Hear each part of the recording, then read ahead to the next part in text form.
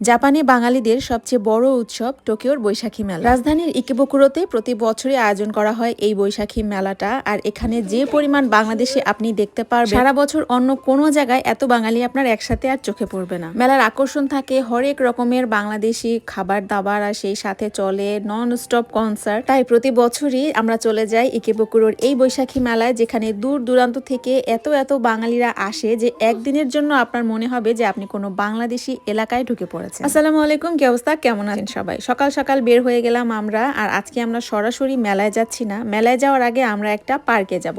তো পার্কে যাবার আগে বাচ্চাদের জন্য কিছু খাবার নিয়ে যাব, কারণ আমরা বাসা থেকে বের হয়েছি 11টার দিকে। কিছুক্ষণের মধ্যে তো ওদের খিদা লাগবে। এই যে আমার বাচ্চারা সবাই মোটামুটি রাইস বল খেতে পারে, তো সবার জন্য অনিগিরি বা রাইস বল যেটাই বলেন সেটা কিনে নিয়েছি, যাতে গাড়িতে করে ওদেরকে খাওয়াই দিতে পারি। আর আজকেও আমরা 4 জন ম্যাচিং শাড়ি পরেছি, তো ভাবলাম যে একটু পার্কে যেয়ে সুন্দর করে সবাই ভিডিও করি। আজকে কিন্তু শুধু মেয়েরাই ম্যাচিং করিনি, আজকে ভাইদেরকেও ম্যাচিং করে দিয়েছি। যেহেতু আমাদের যেতে যেতে একটু লেটই হয়ে গেছিল, তাই খুব তাড়াহুড়ার মধ্যে ছিলাম, তাড়াতাড়ি করে একটু ভিডিও নিব। তাদেরকে দাঁড় করাইছি সবাইকে সুন্দর করে পাঞ্জাবির ভিডিও নেওয়ার জন্য, কিন্তু দেখেন সবাই মিলে কি শুরু করছে, হঠাৎ করে কে কাকে করে নিতে পারে এটার একটা প্রতিযোগিতা লেগে গেছে। যাই হোক, সবাই সবাইকে করে নিতে পারলেও একমাত্র সীমান্তই হচ্ছে যাকে এরা কেউই উঠাইতে পারতেছিল না। বোঝা যাচ্ছে সীমান্তকে মন খুব মজার মজার খাবার খাওয়াই ওজন বাড়াই দিছে। আজকে আমরা 4 জন যে শাড়িটা পরছি, এই শাড়িটা হচ্ছে মেঘ বসনা পেজ থেকে নেয়া। আমি আপনাদেরকে দেখাইছিলাম না যে আমাকে 2টা শাড়ি দিছে মেঘ বসনা থেকে। 2টার মধ্যে যদিও আমার কাছে ওই যে পার যেটা মোটা ওইটাই বেশি পছন্দ ছিল, কিন্তু যেহেতু আজকে ওরা সবাই এই শাড়িটাই পরবে আর একদম ছেলে মেয়ে আমরা সবাই ম্যাচিং ম্যাচিং পরতে পারবো, এই কারণে আমি এই শাড়িটাই পরছি। ওই শাড়িটা আবার অন্য কোনো একদিন পরে আপনাদেরকে দেখাবো। সানায়া আর সুহানা ওদের ড্রেস আজকে কাজী ফ্যাশন থেকে নেয়া, আর সাফওয়ানের পাঞ্জাবিটা খুব সম্ভবত আড়ং থেকে নেয়া। আর এখানে ভাইয়ারা শুরু করছে ইচিং বিচিং চিচিং যা প্রজাপতি ওড়ে যা খেলা। লাস্ট উইকে আমরা যে আরেকটা বৈশাখী মেলায় গেছিলাম, সেখানে যে আমরা একটা লেহেঙ্গা শাড়ি পরছিলাম। আপনারা সবাই জিজ্ঞেস করছিলেন যে কেন বৈশাখের দিন আমরা এই কালারটা চুজ করলাম। আসলে যেহেতু আমরা আজকের দিনের জন্য লাল সাদা চুজ করে রাখছিলাম যে আমরা ওই দিন লাল সাদা পরবো, এই জন্য ওই দিন আমরা অন্য কালার পরছিলাম। আজকে একদম প্রপার বৈশাখ, এই দেখো সব সাদা লাল সাদা লাল পোশাক একদম। দেখো আমি কড়ি চুড়ি পরেছি।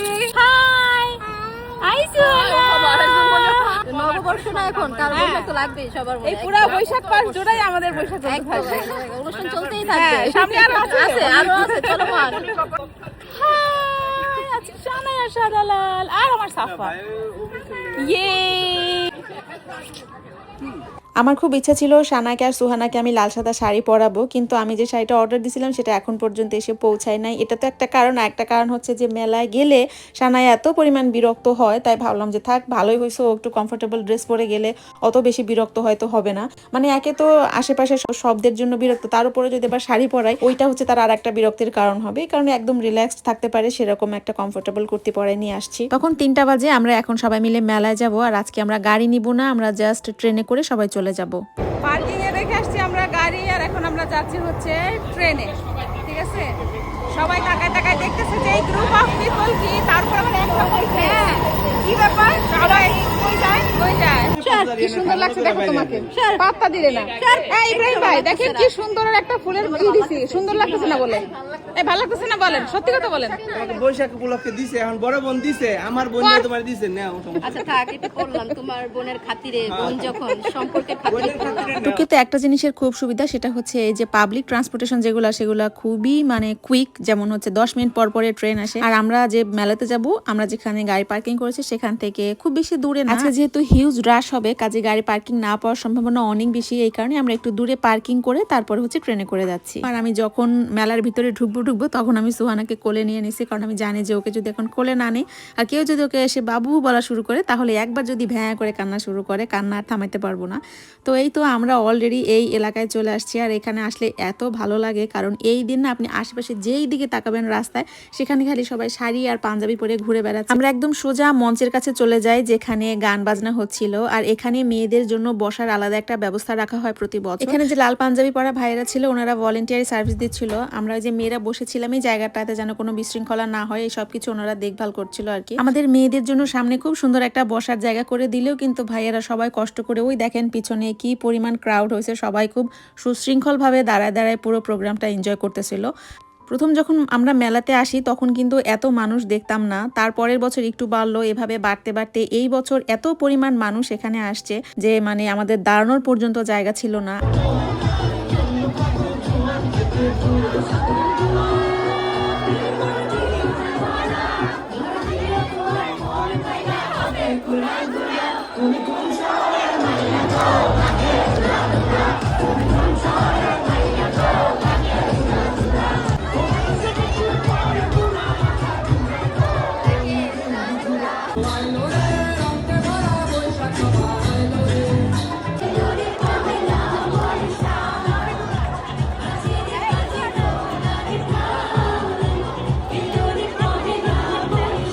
এত বড় একটা মেলার আয়োজন, অবশ্যই সাউন্ড সিস্টেমটাও সেই রকমই লাউড, কিন্তু সমস্যা হচ্ছে আমাদের বাচ্চারা অবশ্যই এত লাউড সিস্টেমটা হচ্ছে টলারেট করতে পারে না। তো সানায়া আর সাফান অলরেডি বিরক্ত, বলতেছে কখন বাসায় যাবে। তাদের মাথা গরম দেখে তাদেরকে আইসক্রিম কিনে দিয়েছি যে খা বাবা, খেয়ে দিয়ে একটু ঠান্ডা থাক, কিছুক্ষণ অন্তত এখানে থাকি, এত কষ্ট করে আসছি। ওদেরকে নিয়ে নেক্সট ইয়ারে আসবো কিনা বাবা আমি জানি না, প্রচন্ড বিরক্ত করে এই দুইজন। কিছুক্ষণ পর পরে আপু ভাইদের সাথে দেখা হয় আর তারা ছবি তুলতে চায়, আর সানায়া সবসময় মুখটা এরকম ভার করে রাখে, সবাই জিজ্ঞেস করে সানার কি মন খারাপ। অ্যাকচুয়ালি সানার মন খারাপ না, ও ছবি তুলতে বিরক্ত হয়ে যায়, মানে প্রথম 5-6 জনের সাথে ছবি তুলবে তারপরে আসে ছবি তুলতে চায়। আমরা আমাদের পেজে ফলোয়ার এবং তারা ইন্ডিয়ান।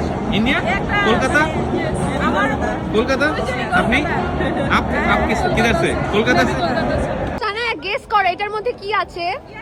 তোমার জন্য স্বর্ণের বক্স নিয়ে আসছি। বলো তো।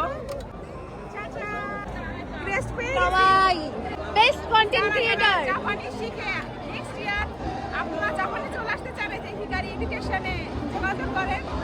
এই যে ফ্রি আপনাকে ফ্রি প্রমোশন। এখানে এত পরিমাণ শব্দ যে স্বাভাবিকভাবে কথা বলে পাশের মানুষটাও শুনতে পায় না, সেখানে ফোন করে যে কারো কিছু বলবেন তার কোনো উপায় নাই। মানে আসার পর থেকে আমরা সবাই পুরো স্ক্যাটার্ড হয়ে গেছিলাম, কোথায় সংজ্ঞা কোথায় মনো কোথায় এলা, সবাই আমরা আলাদা আলাদা হয়ে ঘুরতেছিলাম। অ্যান্ড ফাইনালি সামহাও আমরা সবাই ম্যানেজ করতে পারছি এক জায়গায় হওয়া। কিন্তু এখানে আবার নাইমা নাই, ওকে আবার ওই যে সুহানাকে নিয়ে আমি সামনে ওখানে বসায় রেখে আসছি।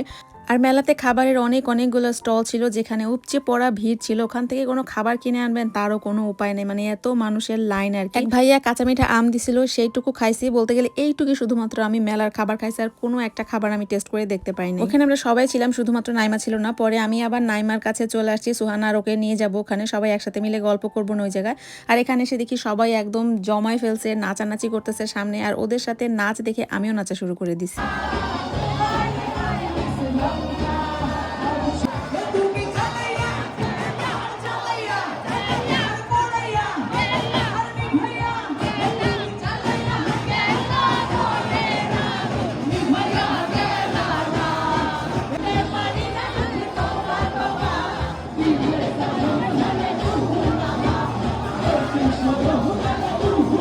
বহুত নাচানাচি করে আর তারপরে আবার বের হয়ে আসছি আমি এদিকে সুহানাকে আর নাইমাকে নিয়ে। আর এখানে এসে দেখি সাফনের কোলে ছোট্ট আরিশ, আর এইখানে মনে হয় যত কন্টেন্ট ক্রিয়েটার ছিল মোটামুটি আমরা সবাই এখানে দাঁড়াইছিলাম। এখানে আমরা বেশ একটা আড্ডা দিচ্ছিলাম, আর আমাদেরকে ঘিরে আবার বেশ একটা জটলা হয়ে গেছিল, সবাই আসছিল, ছবি তুলছিলাম। আর এর মধ্যখানে একজন এসে আমাকে হাই দিছে, আমি দেখি যে আরে কি তো ব্ল্যাক পটেটো। এই মিয়া, এই দেখো ব্ল্যাক পটেটো, এই যে ব্ল্যাক পটেটো। আলহামদুলিল্লাহ, দেখা ভালো লাগলো। আমি দেখছি যে ওই দিক দিয়ে চলে যেতেছিলাম, তারপরে একজন বললো যে আপনারা এদিকে আছেন, তারপরে আবার ব্যাক করে এদিকে আসছি। আমরা যারা জাপানে রেগুলার কন্টেন্ট ক্রিয়েট করতেছি, আমরা তো একজন আরেকজনকে সবাই হয়তো ব্লগের থ্রুতে চিনি জানি। এবার মোটামুটি এই বৈশাখী মেলার জন্য অনেকের সাথে দেখা হয়ে গেছে। আর ব্ল্যাক পটেটো ওরফে শরীফ ভাই তো অনেক দূরে থাকে, তো সেও যখন এই বছর আসছে অনেক ভালো লাগছে তার সাথে দেখা হয়। শুধুমাত্র একজন মানুষকে আমি অনেক মিস করলাম, সেটা হচ্ছে ইশতিয়াক ভাই। ইনশাল্লাহ বাংলাদেশে গেলে তখন তার সাথে গল্প করতে পারবো। সারাদিন পরে কে জানি সাফওয়ানকে দিয়ে আমাকে 1 কাপ চা পাঠিয়েছে, তাকে অনেক ধন্যবাদ। আর এইদিকে সাফওয়ান টায়ার্ডনেসের ঠেলা লাস্ট পর্যন্ত রাস্তায় বসে পড়ছে। সাফনের এখানে একটা থালা দিলে সাফন অনেক টাকা দিতে পারবে। সাফন নিবা? সাফনের এটা ইয়ে দাও না, থালা ধরে দাও। পাবে বাপ মামা একই কথা কয়। মামা সব দেখছো, সব পচাইতে বাপ মামা একই তো। এদিকে সাফা ভাবি সত্যি সত্যি একটা প্লেট কোথা থেকে নিয়ে আসছে, বেচারা সাফান তো বুঝতেও পারলো না তার সাথে করলোটাকে সবাই মিলে। এই নাও, তোমার বাবা একই এনে দিছে, আমি জুয়ে এনে দিলাম, বড়টা দিছি। সব কিনবি। এই বছরের মতো বৈশাখী মেলা শেষ, ইনশাল্লাহ নেক্সট ইয়ারে আবার বৈশাখী মেলায় চলে আসব। তবে অনুরোধ করব বৈশাখী মেলার অর্গানাইজারদেরকে একটু বড় জায়গা নিয়ে যদি আপনারা অর্গানাইজ করতেন, আমাদের জন্য খুবই সুবিধা হতো, বাচ্চা কাচ্চা নিয়ে একটু সুন্দর মতো ঘোরাফেরা করতে। দিনে দিনে জায়গাটা এত বেশি ক্রাউডেড হয়ে যাচ্ছে, এত অল্প একটু জায়গার ভিতরে এতগুলো মানুষ, আমরা মেয়েরা একেবারেই চলাফেরা করতে পারছি না। তো যাই হোক, আজকের ব্লগটা এই পর্যন্ত, ইনশাল্লাহ নেক্সট ব্লগে দেখা হবে। সবাই ভালো থাকবেন, আজকের মতো আল্লাহ হাফেজ।